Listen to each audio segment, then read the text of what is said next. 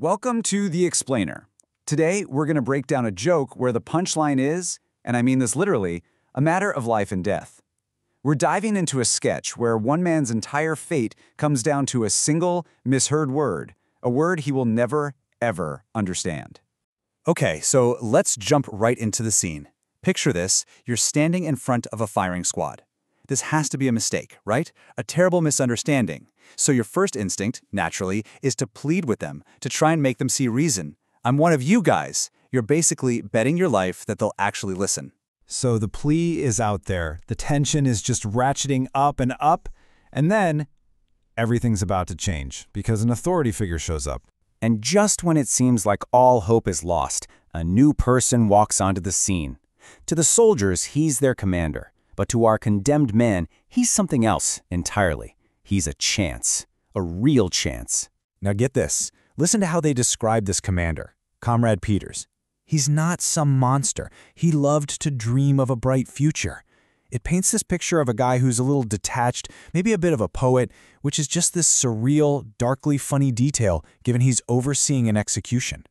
So for the man looking down the barrels of those rifles, the commander isn't a threat. He's a lifeline. Finally, a rational person, someone in charge who will listen to reason and call off this whole insane mistake.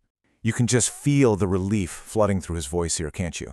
He's completely zeroed in on Comrade Peters. He is 100% convinced that a simple, direct conversation is all that's standing between him and walking away from this. He truly believes communication is about to save his life. So he thinks communication is the key, but the commander's reply? Well, that's where this whole thing completely fractures. Okay, this is it. The make-or-break moment. The man has made his passionate appeal. And now the dreamy, authoritative Comrade Peters finally opens his mouth to speak. And what comes out is, well, it's that. To the man, and let's be real, to anyone who doesn't speak Latvian, this is complete gibberish. It's just a jumble of sounds. Any hope for a clear, rational solution just evaporated. Our guy is just totally lost. You can see him scrambling, trying to process what he just heard, repeating the sounds, trying to find any kind of meaning. Nosha. What on earth is nosha? It sounds like nonsense. And this is the question that just freezes the whole scene. It's not just a language barrier anymore. It's a total void of meaning. And the poor guy has no idea that his life is literally hanging on the answer to that question. And now we get the answer that the character never will. We're about to decode this dialogue and see the huge, tragic, and honestly hilarious gap between what he heard and what was actually being said. And there it is, the absolute heart of the joke. He heard nosha, but what Comrade Peters actually barked was no shao. It's such a tiny difference in sound, but it's a world of difference in meaning. So yeah, the big reveal is this. Comrade Peters wasn't talking to him at all. He wasn't having a conversation. He wasn't trying to sort out a misunderstanding. He was giving his rifleman a direct command. Shoot him! When you lay it out like this, it's just a perfect little three-act tragicomedy. It's all built on this foundation of failed communication. Each person is stuck in their own language, their own little world, and the result?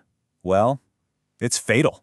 So now that we have the key, right, now that we know what nosha really meant, that final line of the sketch, which is delivered by this all-knowing narrator, it lands with its full, dark, ironic weight. And there you have it.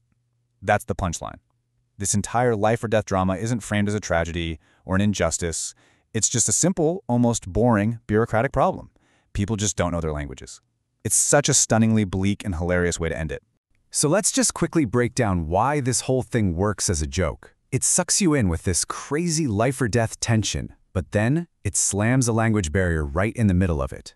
The actual humor, the laugh, it comes from that gap between what the character hears and what we, the audience, finally figure out. It's a classic case of dramatic irony, and it's the reason we can laugh at his complete and utter confusion. And really, this whole thing leaves us with a final thought to chew on.